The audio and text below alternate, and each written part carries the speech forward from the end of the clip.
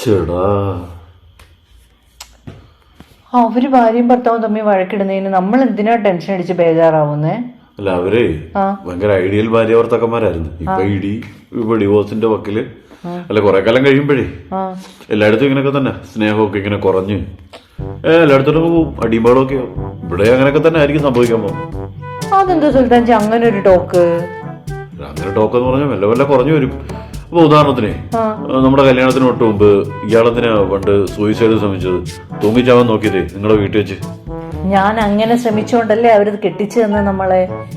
നമ്മുടെ സ്നേഹത്തിന്റെ ആത്മാർത്ഥത പ്രൂവ് ചെയ്ത് കൊടുത്തല്ലേ അവർക്ക്? അത് നമ്പർ ആയിരുന്നില്ലേ? നമ്പർ ആയിരുന്നോ?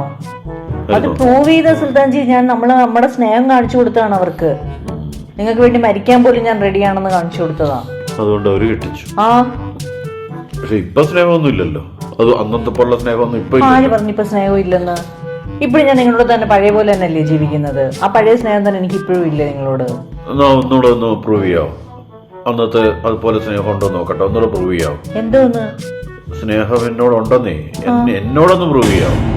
എനിക്കൊന്ന് പ്രൂവ് ചെയ്ത് കാണിച്ചു തരാമോ? എങ്ങനെ സ്നേഹം പ്രൂവ് ചെയ്യൂ? ഇയാൾക്കറിയാലോ എങ്ങനെ സ്നേഹം പ്രൂവ് ചെയ്യുന്നുണ്ടോ. ഞാൻ ഒരു വട്ടം പ്രൂവ് ചെയ്തല്ലോ. ഇപ്രാവശ്യം നിങ്ങൾക്ക് ആ ചാൻസ് തരാം. ഞാനും ഒന്ന് നോക്കട്ടെ നിങ്ങൾക്ക് എന്നോട് സ്നേഹം ഉണ്ടോ.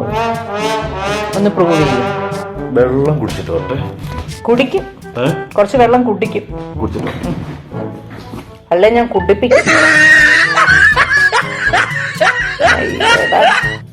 Ah!